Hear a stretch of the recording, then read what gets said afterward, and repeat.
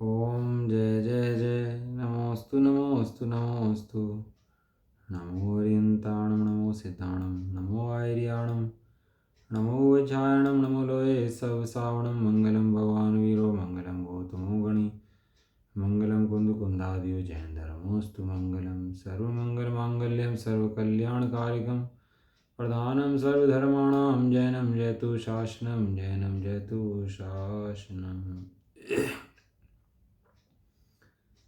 नमः समय साराय स्वानुभूत्या चकास्ते चित्स्वभावाय भावाय सर्वभावान्तर्षिदे वन्दितु सब सिद्धे धूमचलमणोऽङ्गदिं पत्ते वोच्छामि समय पाहुड मणिमोसुद केवली भणिदम् जीवो चरित धन सन्नान टिट्ठदो तमीस समयम जान पोगल कम पदेश टिट्ठदम चतम जान पर समयम एयत निश्चय गदो सवो सवत सुंदरो लोए बंद कहाय अते तेण विसंवादनी होदी सुध परिचिदान भूदा सवस्वी काम भोग बंद कहा एयत तस्य विलंबो नवरीण सुलभो विहतस्य तम यत व्यतम दाय हम अपनों से व्यवेण जदि दाय जिपमाणम चुगे क्षणम नगे तवम नवयोधीयपमत्तो नपमत्तो जाणगो दुजो भावो एवं बढ़न्ति शुद्धम नादो जो सो दूसो चेव व्यवहारेणुवदिस्सदीणानिस्य चरित दंसणम नाणम न विणाणम न चरितम न दंसणम जाणगो शुद्धो। श्री सिमसारजी ग्रंथ और इसके अंदर चल रहा है अपना जीव अजीव अधिकार, है ना। और इसके अंदर गाथा नंबर चल रही है हमारी 50 से लेकर 55 तक की। पढ़ लेते हैं एक बार, हिंदी पढ़ लेते हैं इसकी, है ना। नहीं वर्ण जीव के गंध नहीं नहीं स्पर्श रस जीव के नहीं नहीं रूप हर सैनन नहीं संस्थान नहीं तन भी नहीं नहीं राग जीव के द्वेष नहीं हर मोह जीव के है नहीं प्रत्यय नहीं नहीं कर्म अरुणो कर्म भी जीव के नहीं नहीं वर्ग जीव के वर्गणा नहीं कर्म इस परदक है नहीं अध्यात्म स्थान न जीव के अनुभाग स्थान भी है नहीं जीव के नहीं कुछ योग स्थान रुबंध स्थान भी है नहीं नहीं उदय स्थान न जीव के हर स्थान मागणा के नहीं स्थिति बंध स्थान न जीव के संक्लेश स्थान भी है नहीं जीव के विशुद्धि स्थान संयम लब्धि स्थान भी है नहीं नहीं जीव स्थान भी जीव के गुण स्थान भी जीव के नहीं ये सभी पुद्गल द्रव्य के परिणाम हैं जानो यही। टीका में इसकी बोल नंबर हमारा आज चल रहा था अभी अपना बोल नंबर, ये सब हो गया था बोल नंबर 21। हाँ 21 क्या है, नाम है जीव अजीव अधिकार। अधिकार का नाम, पहले अधिकार जो था वो था जीव अधिकार, इसका नाम क्या है, जीव अजीव अधिकार। वहाँ चर्चा जीव की करनी थी और यहाँ जो चर्चा करनी है, यहाँ अजीव से भिन्न जीव की चर्चा करनी है। दिखाएंगे जीव, लेकिन क्या दिखाएंगे, अजीव से भिन्न। वहाँ जो चर्चा करी थी अहम को खलु शुद्धो धन सन्नाण में यो सदारूवी, जहाँ वो जो चर्चा थी वो किसकी थी, वो जीव की थी कि मैं कैसा हूँ, मैं एक हूँ, शुद्ध हूँ, अखंड हूँ, ज्ञान हूँ। वहाँ किसी अपेक्षा नहीं दी थी, वहाँ किसी अपेक्षा नहीं है। वहाँ तो क्या बात है कि वहाँ तो जो शुद्ध जीव है उसकी चर्चा है। अब उसके बाद जब जीव को समझ में नहीं आए तो उसके बाद लेते हैं जीव अजीव अधिकार, कि अब जीव से समझ में नहीं आता तो अजीव के माध्यम से जीव को समझ। जैसे किसी को बताओ अग्नि है, भैया अग्नि है, वो नहीं समझे अग्नि है, लेकिन कहते हैं जहाँ धुआं उठता है वहाँ अग्नि है। क्या समझाते हैं उसको, जहाँ जहाँ धुआं उठता है वहाँ वहाँ क्या है, अग्नि है, तो धुएं से अग्नि की पहचान कराते हैं, लेकिन पहचान धुएं की नहीं कराते, पहचान अग्नि की करानी है उसको। लेकिन जब अग्नि सीधी पकड़ में नहीं आती तो धुएं से अग्नि की पहचान कराते हैं। इसका नाम है अनात्मभूत लक्षण, कि जो वस्तु के अंदर नहीं है उसके द्वारा भी उसकी पहचान करानी, जो वस्तु के अंदर नहीं है उसके द्वारा भी उस वस्तु की पहचान कराई जाती है। हाँ, ऐसा। तो इसके द्वारा वस्तु की पहचान होती है, ये इसका नाम अनात्मभूत लक्षण होता है इसका, है ना।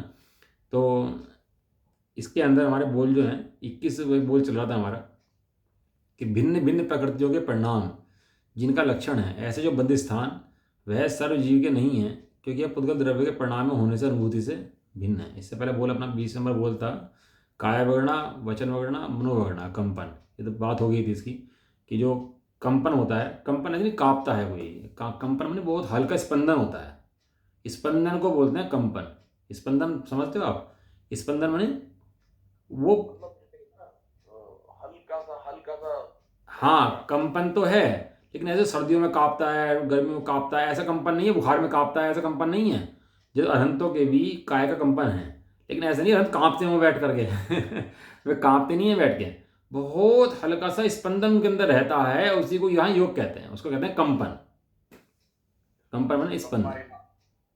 तो उस कंपन के क्या होता है कि जब कंपन होता है तो वर्णाएं हिलती हैं, टकराती हैं आपस में, तो उससे कर्मों का आश्रय होता है। कर्मों का आश्रय उस कंपन से के द्वारा हो जाता है जब कंपन चलता है। ऐसा यदि कंपन ना हो और स्थिर हो तो कर्मों का आश्रय भी नहीं हो सकता। मन का कंपन, वचन कंपन और काय कंपन, ये 3 कंपन होते हैं। 3 कंपन के द्वारा, लेकिन ये कहते हैं कंपन मन के अंदर, वचन के अंदर, काय के अंदर है, आत्मा के अंदर कंपन नहीं है। आत्मा अकंप है। आत्मा कैसा है? आत्मा कंप है। यदि आत्मा में कंपन हो तो सिद्ध भगवान भी कांपने लगेंगे बैठ कर। सिद्ध भगवान कांपते नहीं है। क्यों नहीं कांपते? क्योंकि आत्मा में कंपन नहीं है, आत्मा के स्वभाव में कंपन नहीं है। वहां सम्यक दृष्टि भी कंपन तो है, एक कंपन रहित अपने को अकंप देखता है। सम्यक दृष्टि के आत्म प्रदेशों के अंदर फिलहाल योग है कि नहीं है? कि हाँ, उसके अंदर योग तो है, लेकिन ऐसा योग होने पर भी वो अपने को सिद्धों के समान अकंप देखता है, कंपन वाला नहीं देखता। कंपन हो तो हो, उससे अपने आत्मा का कोई स्वभाव तो बिगड़ता नहीं है। कंपन भी अगर हो जाता है तो आत्मा बिगड़ता क्या? उससे आत्मा कुछ नहीं बिगड़ता भैया। आत्मा तो अकंप स्वभावी है, जैसे सिद्ध है वैसा है। अब इसके अंदर अगला जो बोल है 21 नंबर, कि भिन्न भिन्न प्रकृतियों के परिणाम। प्रकृति का मतलब होता है कर्म प्रकृति। जहाँ भी प्रकृति शब्द आए शास्त्रों के अंदर अपने, उस प्रकृति शब्द का मतलब होता है कर्म प्रकृति। क्या होता है मतलब? कर्म प्रकृति। हाँ, ये जीव की नहीं होती भैया, जीव से भिन्न होती हैं। भिन्न भिन्न प्रकृतियाँ, प्रकृतियाँ भिन्न भिन्न प्रकार की हैं। कैसी हैं? कोई ज्ञानावरणी की है, कोई दर्शनावरणी की है, कोई कैसी है, कोई कैसी है ना। भिन्न भिन्न प्रकार की कर्म प्रकृतियाँ हैं। प्रकृतियों के प्रकार भिन्न भिन्न हैं, लेकिन आत्मा के प्रकार भिन्न भिन्न नहीं है। आत्मा सबका एक प्रकार का है। आत्मा के अंदर विभिन्नता नहीं है।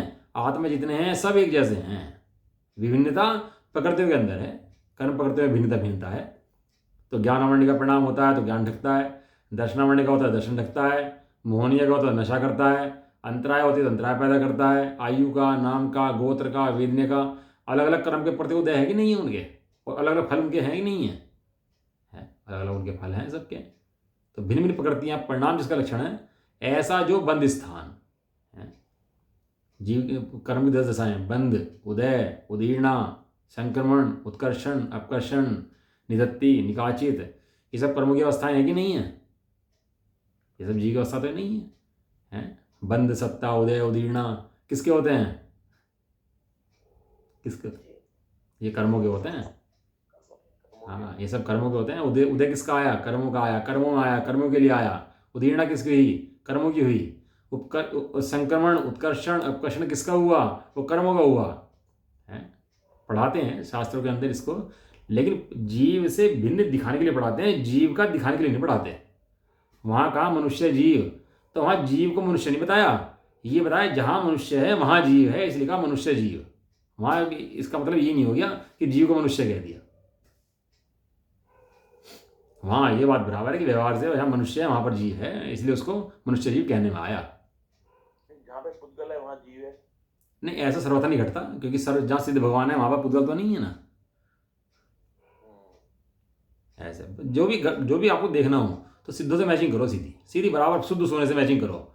शुद्ध सोने के अंदर जो नहीं है वो हमारे अंदर नहीं है। सोले को ताव देते हैं ना, सोने को 16 ताव देते हैं, 16 ताव। तो 13 टंची का सोना शुद्ध है कि नहीं है? कि भैया शुद्ध सोने से मिलाओ। 14 टंची का सोना शुद्ध है कि नहीं है, कि शुद्ध सोने से मिलाओ।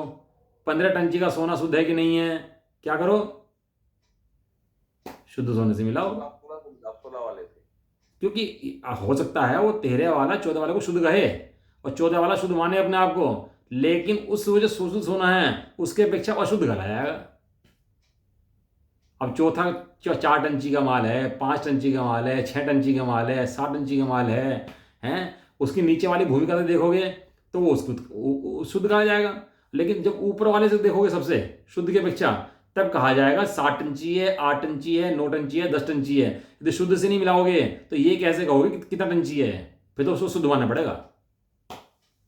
क्यों भाई, है कि नहीं है ऐसे ही? नहीं, ये तो बात सही है।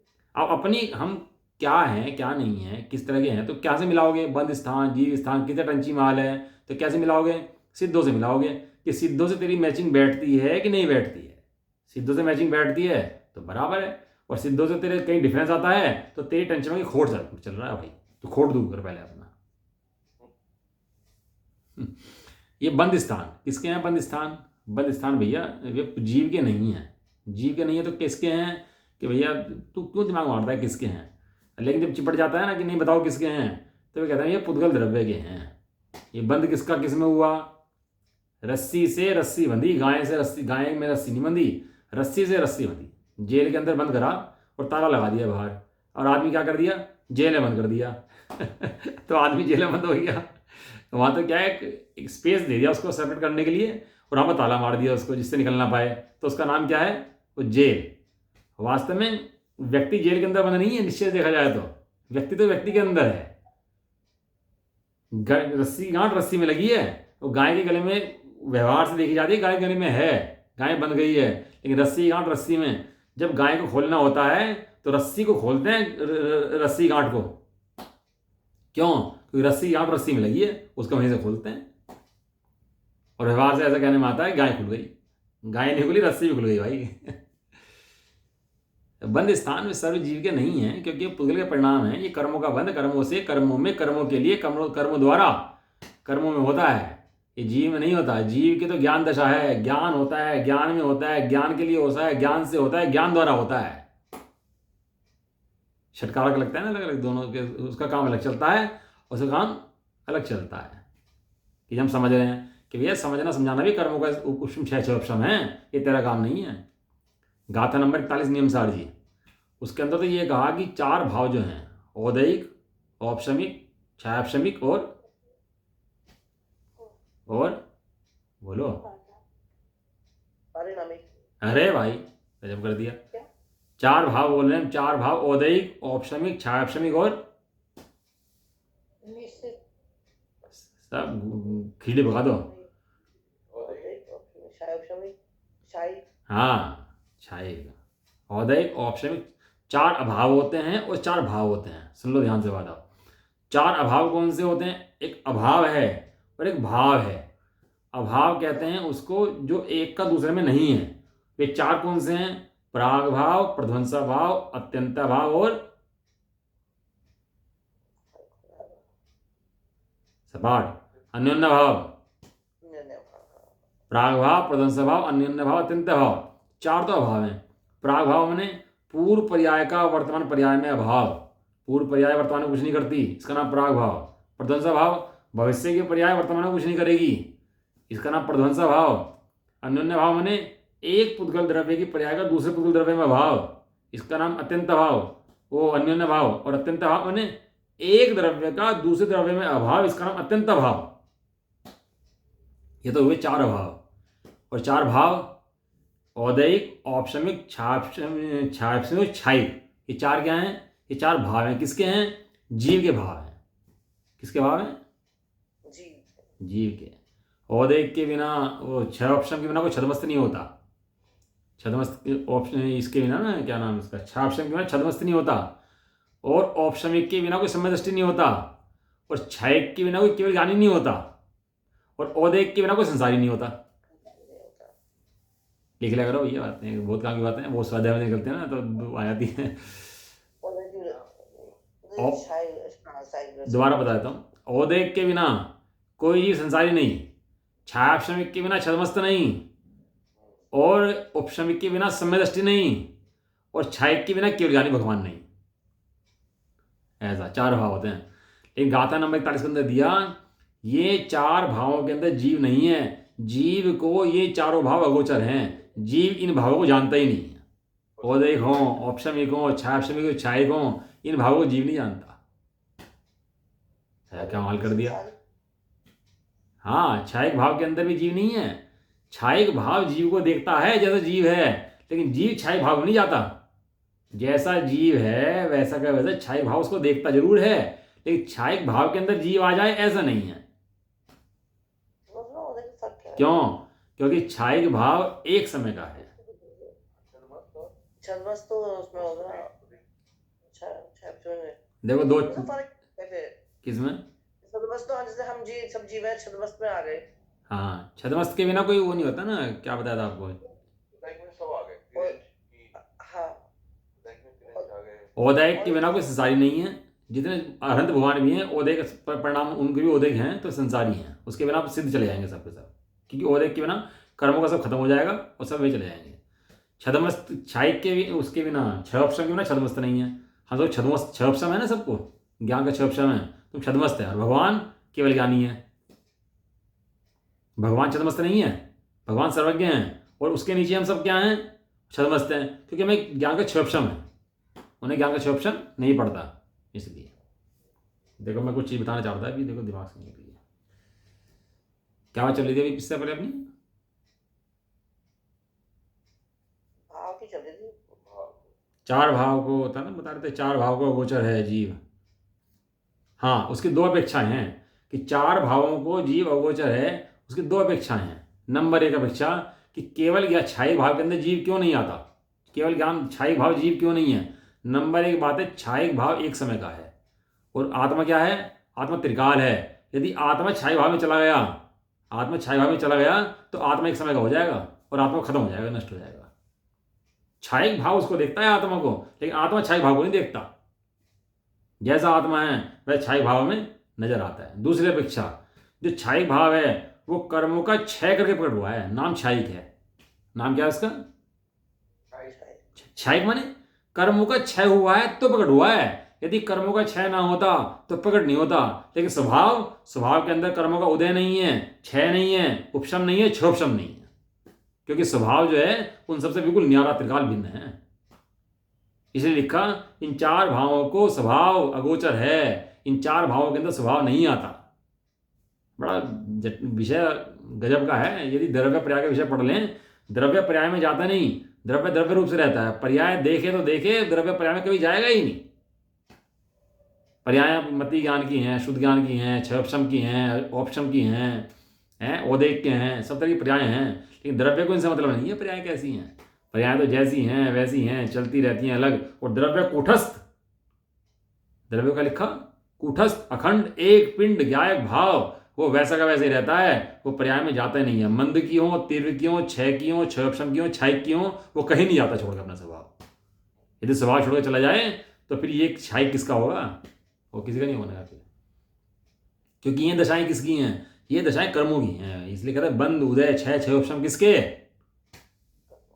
कर्मों के। और कर्मों के उदय से, क्षय से, क्षयोपशम से, उपशम से जो जीव की होने वाली दशा है वो किसकी?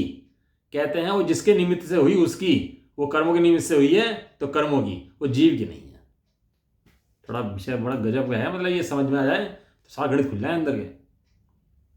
भारी पड़ता है क्यों अजय? नहीं भारी नहीं पड़ता, हमें तो समझ में आ गया। एक जीव है, एक पुतगल है हमारा। क्या जीव जुदा पुतगल जुदा, बाकी जो सुनाते रहो वह कोई मतलब नहीं है। बेटा देख, सीधी बात है, मेरा कुछ नहीं बिगड़ना, ये मुझे पक्का पता लगा।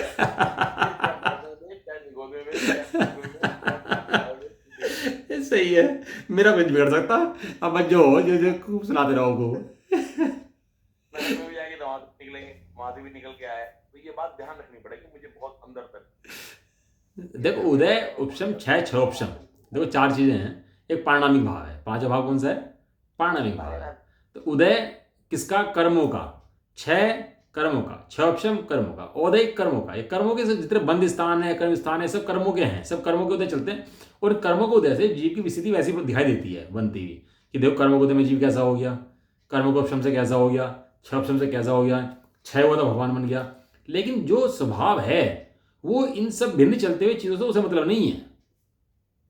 सुनो, जब दूल्हा होता है, शादी का दूल्हा होता है, अब बैंड आ रही है, बारात आ रही है, सब रिश्तेदार आ रहे हैं, जा रहे हैं, सब काम चल रहा है, लेकिन दूल्हा बैठा अपना क्या करता रहता है, वो तो शादी की तैयारी करता है, मस्ती लेता है वो तो अपनी बैठ करके। उसे का मतलब कि अब ब्याह हो रहा है, अब ये बैंड आ गया, ये वो आ गया, वो सब चलता रहता है कार्यक्रम बाहर का। वो दूल्हे को मतलब नहीं उन सब चीज़ों से।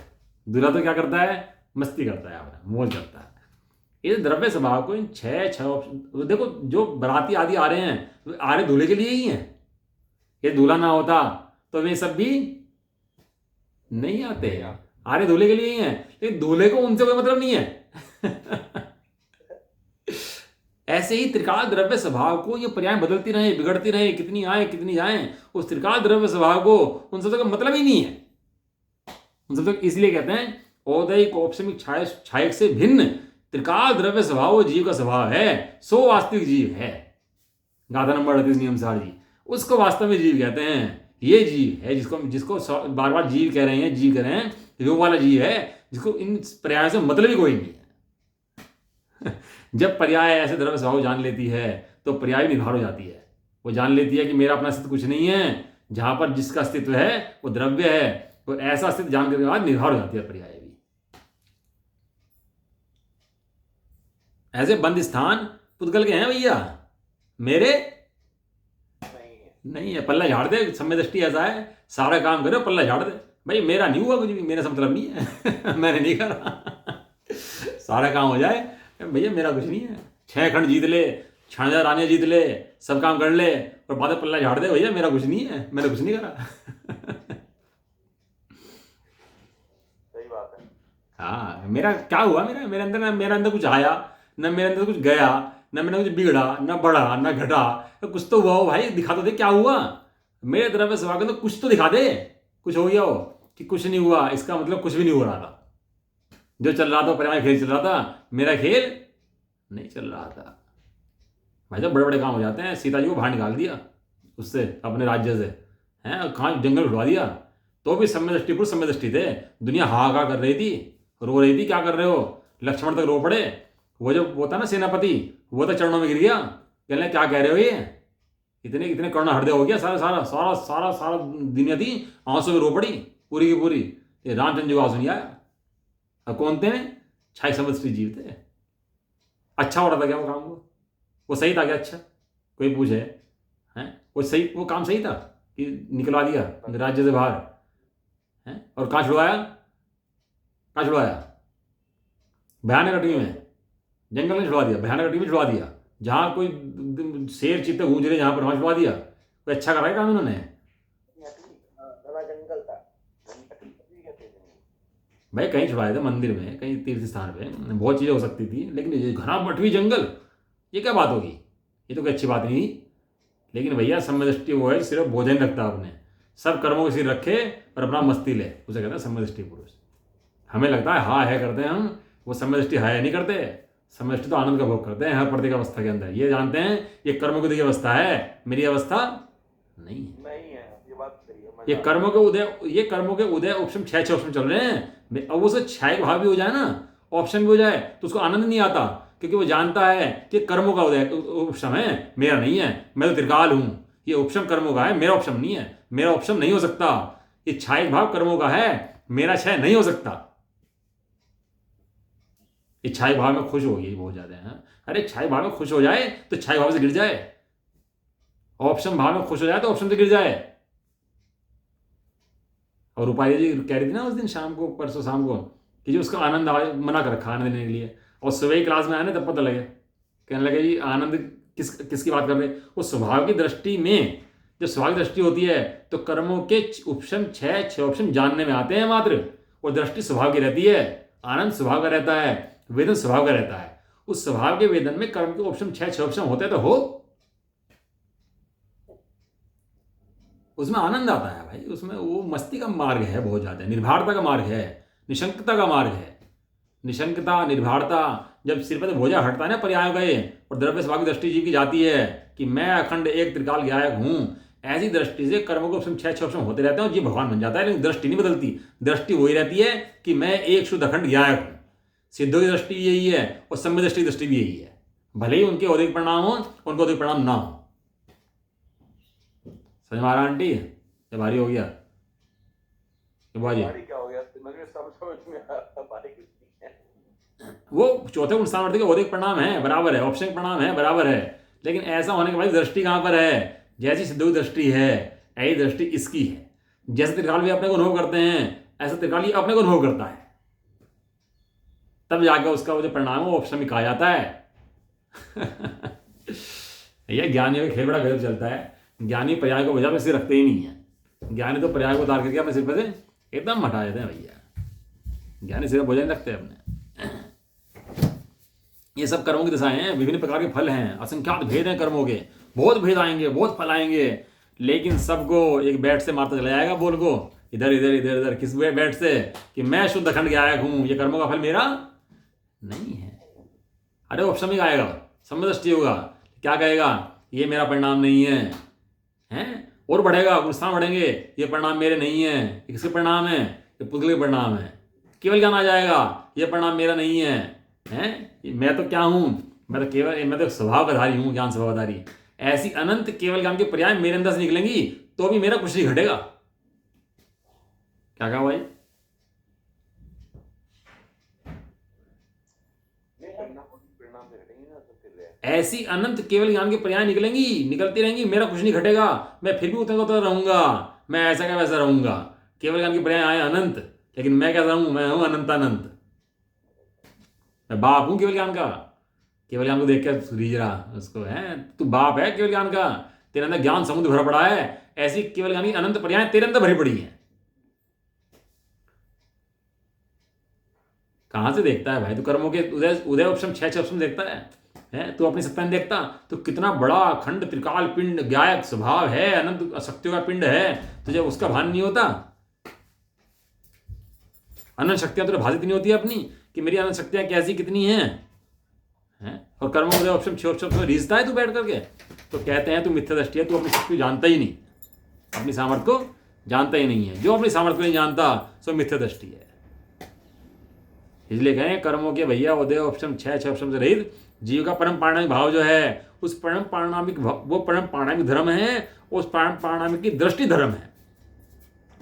इतने भेद जो जीव के लिए है ना इसके अंदर कि ऐसा नहीं है, ऐसा नहीं है, ऐसा नहीं है, ऐसे नहीं लिए, ये जीव की दृष्टि इन पर रहती है इसलिए लिखे कि इनसे रहित।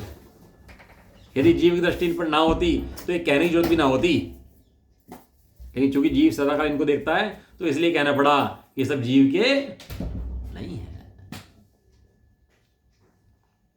बंद स्थान जीव के नहीं है भैया, क्योंकि बंद स्थान कर्मों के हैं, जीव के बंद स्थान नहीं होते। जीव का तो बंध के उदय में जो पर्याय की दशा है वो भी जीव की नहीं होती।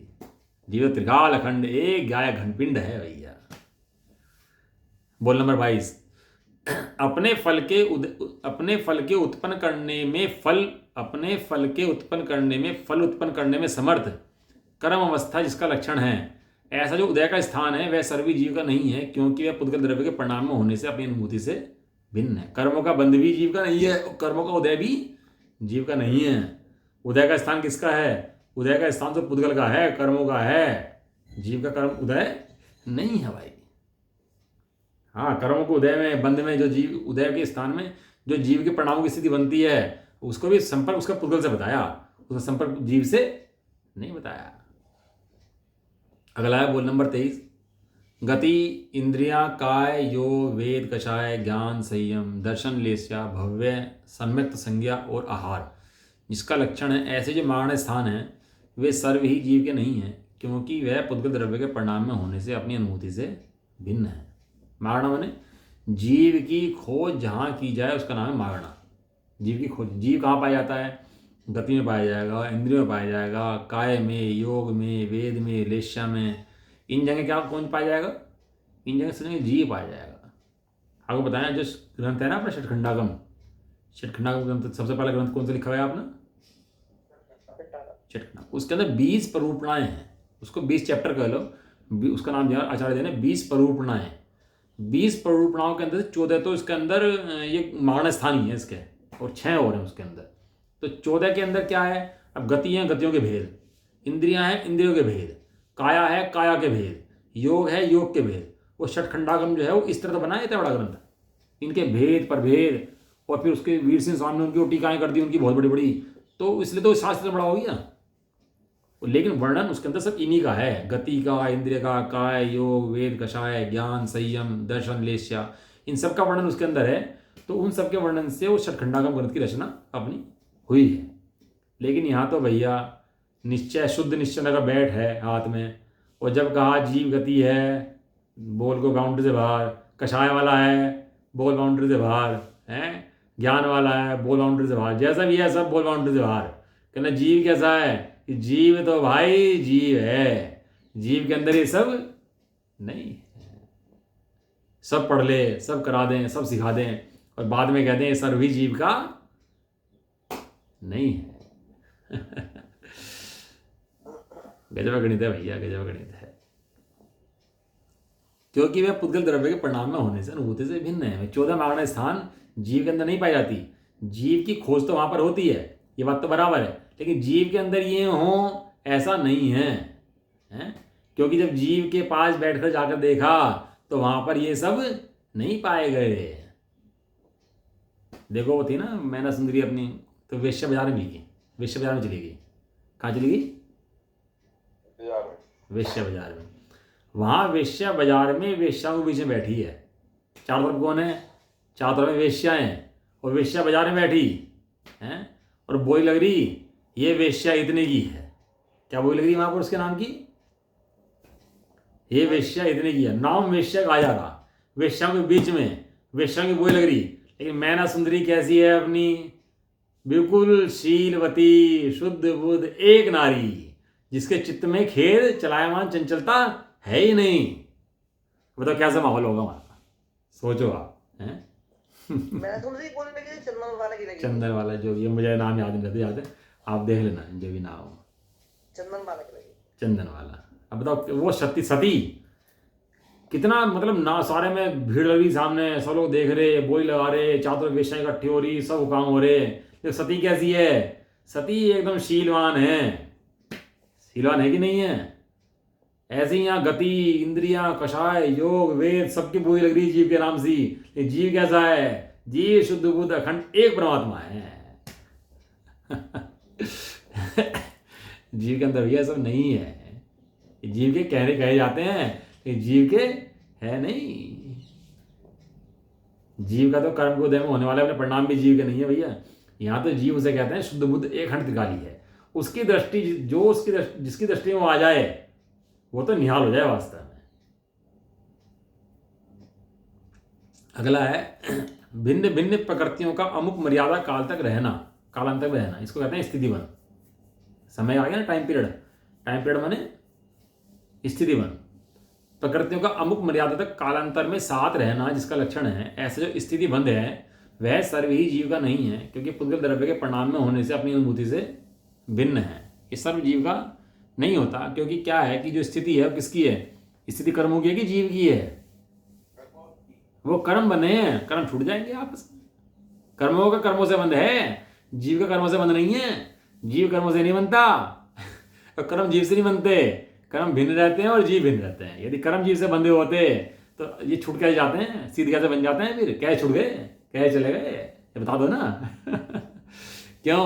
क्योंकि जीव कर्मों से बंधा ही नहीं था और कर्म जीव से बंधे ही नहीं थे। बंद अवस्था में भी छूटे हुए थे, बंद अवस्था में छूटे हुए थे भैया। कर्मों से कर्मों का बंधन है, जीव से कर्म का बंधन नहीं है। स्थिति कर्मों की है, जीव की स्थिति नहीं है। जीव तो अनादि से था और अनंत काल तक रहने वाला है। जीव की स्थिति ये नहीं है भैया, ये तो कुछ समय के लिए आया है और चला जाएगा। आयु का मैंने समझ करो, 70 साल की आयु है, किसी की 80 साल की आयु है, कर्म बंधन हो गया उसका 80 साल की उम्र का, 70 साल की उम्र का, 50 साल की उम्र का, जितना भी हुआ।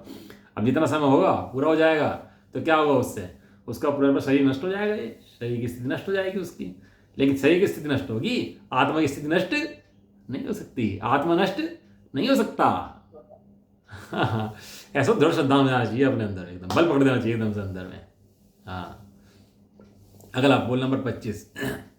कषायों के विपाक की अतिशयता, विपाक की अतिशयता माने फल की अतिशयता, जिसका लक्षण है ऐसे संक्लेश स्थान जीव के नहीं है, क्योंकि पुद्गल द्रव्य के परिणाम में होने से अपनी अनुभूति से भिन्न है। देखो इसमें बहुत गजब की बात है। कषायों की विपाक की अतिशयता, अतिशयता का शब्द इसका मतलब यहाँ पर है कषायों का विपाक बड़ा अतिशय है, कहीं मंद हो जाएं, कभी तीव्र हो जाएं। कषाय कितनी प्रकार की होती हैं, बैठे बैठे गुस्सा होते जा जाए, बिल्कुल शांत ऐसा हो जाए, बिल्कुल कोई कुछ भी कहता रहे, बिल्कुल जवाब ही ना दे। कषायों की मंदता तीव्रता इतनी ज़्यादा होती है, वो बड़ा अतिशय है कषायों का।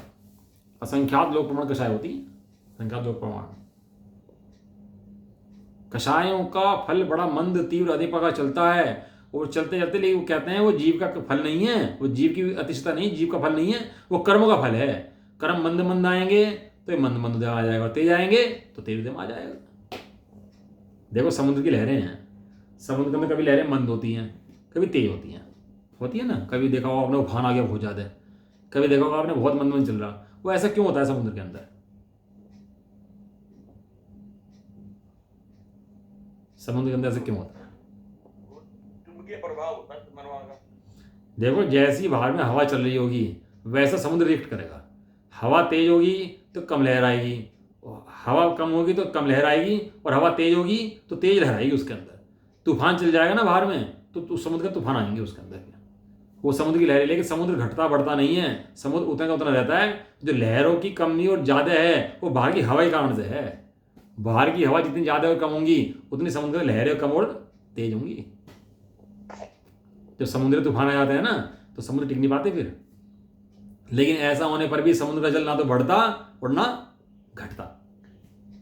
वो बाहर में जो उसकी स्थिति दिख रही है वो हवा के कारण दिख रही है। हवा कम हो जाएगी मंद पड़ जाएगा। ये किसका विपाक है? कषायों की मंदता का तीव्रता का विपाक है ये। अभी जीव बैठा हुआ शांत दिख रहा है कि क्यों? क्योंकि कर्मों का उदय ऐसा है। बैठा हुआ बहुत गुस्से में दिख रहा है, क्यों? क्योंकि कर्मों का उदय ऐसा है। लेकिन कर्मों का उदय है, जीव का उदय नहीं है। ये संक्लेश स्थान है भैया। मंद कषाय का स्थान भी संक्लेश स्थान है, क्योंकि वो मंद कषाय में जीव को नहीं जानता। मंद कषाय का भेद का तोड़ करके जिस समय जीव को जाने, जैसा मंद कषायों से रहित, उसका नाम सम्यदृष्टि है। ये सर्व जीव के नहीं है, क्योंकि पुद्गल द्रव्य के परिणाम में होने से अनुभूति से भिन्न। हालांकि काफ़ी चर्चा इसके अंदर होनी चाहिए, इस बोल के अंदर बहुत इंपॉर्टेंट बोल है ये, कि मंद कषाय के अंदर ही हम सब लोग बैठ के सोचते हैं कि धर्म हो गया हमारा। लेकिन वास्तव में धर्म किसका नाम है? कि उस मंद कषाय के पखवाड़े को तोड़ करके जब शुद्ध आत्मा को देखे, उसका नाम धर्म होता है। अगला बोल, कषायों के विपाक की मंदता। आ गया ना शब्द वही, कषायों के कर्म के फल की मंदता जिसका लक्षण है। ऐसे जो विशुद्धि स्थान हैं वे सर्व जीव के नहीं हैं, ये पुद्गल द्रव्य के परिणाम में होने से अनुभूति से भिन्न है। बहुत मंद कषाय आ गई, जीव को लगा बहुत धर्मात्मा हो गया भैया अब तो है। बहुत दान करने लगा, पुण्य करने लगा, पूजा करने लगा, पाठ करने लगा, सब काम करने लगा। उसे क्या लगा? अब तो मैं धर्मात्मा हो गया भाई है। ये कहते हैं भैया धर्मात्मा नहीं है, ये कर्मों को देगा परिणाम है, तेरा परिणाम नहीं है। बोल नंबर 27, चरित्र मोह के विपाक की कर्मशय निवृत्ति जिसका लक्षण है। ऐसा जो संयम लब्धि स्थान है वह सर्वजीव के नहीं है, क्योंकि वह पुद्गल द्रव्य के परिणाम में होने से अपनी अनुभूति से भिन्न है। देखो जब गुणस्थान बढ़ते हैं तो होता क्या है? चारित्र मोह का विपाक घटता है। चारित्र मोह का उदय में गुणस्थान नहीं बढ़ते, लेकिन जब चारित्र मोहनीय कर्म घटता है तो गुणस्थान बढ़ते हैं। चौथा गुणस्थान, पांचवा गुणस्थान, छठा गुणस्थान, तो क्या होता है उसके अंदर? उसके चारित्र मोह कर्म से क्या होता है? घटता चला जाता है। जब घटता है तो संयम बढ़ता चला जाता है। क्या होता है? जब चारित्र मोह घटता, पाप घटता है तो क्या बढ़ता चला जाता है? संयम बढ़ता है। वो संयम बढ़ने को कहते हैं वे जीव का संयम नहीं बढ़ रहा, वो तो पुद्गल कर्म के जो प्रकृतियां घट रही हैं वो तो उसके कारण से बढ़ता हुआ दिख रहा है। वास्तव में वहां जीव नहीं बढ़ रहा, जीव तो उतने का उतना ही है। छठे गुण स्थानवर्ती मुनिराज, सातवें गुण स्थानवर्ती मुनिराज, 8वें, 9वें, 10वें, 12वें केवल ज्ञानी। कुछ है दिखता ही फर्क, कितनी विशुद्धि की वृद्धि हो रही है इनके अंदर। ये कहते हैं विशुद्धि की वृद्धि जो है ये कर्मों की है, जीव की नहीं है। जीव तो वहां पर छोटे काले का भी और केवल ज्ञानी का भी सबका बराबर बैठा हुआ है, उनमें कोई डिफरेंस नहीं है आपस में किसी के अंदर, क्योंकि वो जीव की अनुभूति से भिन्न है। अगला बोल 28 29 दो रहेगी ना। पर्याप्त एवं अपर्याप्त ऐसे बादर सूक्ष्म एक इंद्रिय, दो इंद्रिय, तीन इंद्रिय, चार इंद्रिय, संगी असंगी पंचेंद्रिय जिसका लक्षण है। ऐसा जो जीव स्थान है वो सर्वही जीव के नहीं है, क्योंकि पुद्गल द्रव्य के परिणाम में होने से अनुभूति से भिन्न है। पर्याप्तक जीव होते हैं, अपर्याप्तक होते हैं। जो अपर्याप्ति होती है, जो पर्याप्ति पूर्ण हो जाती है, ऐसी हैं। बादर हो, छोटा हो, बड़ा जीव हो, 1 इंद्रिय 2 इंद्रिय 5 इंद्रिय संज्ञ असंज्ञ जिसके हों, सब तरह के जीव हों, लेकिन ये सब जीव स्थान जीव के नहीं है। हैं? क्या किसके नहीं है? सब जीव के नहीं है। जीव के स्थान गए, जीव यहाँ पे मिल सकता है, लेकिन स्थानों में जीव रहता हो ऐसा नहीं है। तो पुद्गल द्रव्य के परिणाम में होने से वहां पर जीव को जाकर देखा तो इन सब से रहित शुद्ध बुद्ध अखंड ज्ञायक आत्मा दिखाई दिया। वहां पर ये सब परिणाम दिखाई नहीं दिए। लास्ट बोल 29 नंबर का बोल अपना है, इसके अंदर क्या कह रहे हैं पढ़ लेते हैं, चर्चा कैसे कर लेंगे। कल पूरा कर देंगे गाथा को इसका, काफ़ी दिन हो चलते हैं मेरे ख्याल से, 7-8 दिन गाथा चलते हो गए, अब पूरी करेंगे गाथा को इसका। 14 गुण स्थान: मिथ्या दृष्टि, साधारण सम्यक दृष्टि, सम्यक मिथ्या दृष्टि, असंयत सम्यक दृष्टि, संयता संयत, परमत संयत, अप्रमत संयत, अपूर्वकरण उपशमक तथा छपक, अनिवृत्ति बादर, सांप्राय उपशमक तथा छपक, सूक्ष्म सांप्राय उपशमक तथा छपक, उपशांत कषाय, क्षीण कषाय, संयोग केवली और अयोग केवली, जिसका लक्षण है ऐसे जो गुण स्थान हैं वे सर्वी जीव के नहीं हैं, क्योंकि पुद्गल द्रव्य के परिणाम में होने से अपनी अनुभूति से भिन्न है। इस प्रकार ये समस्त ही पुद्गल द्रव्य के परिणाम में भाव हैं, ये सब जीव के नहीं हैं। जीव तो परमार्थ से चैतन्य शक्ति मात्र है। जीव तो चैतन्य शक्ति है भैया, ये सब शक्तियां जीव की नहीं है। कल थोड़ा गुण स्थान की चर्चा लेकर के और जैसे नचारी की टीका लेकर के इस गाथा को पूरा करेंगे और फिर आगे दूसरी गाथा शुरू करेंगे। ठीक है जी, अभी का समय अपना हो गया। निज निधि निज में बताई यह अनंत अनंत उपकार है, इसके लिए जिनवाणी माँ को वंदना शत बार है। नवाणम होगा मंत्र।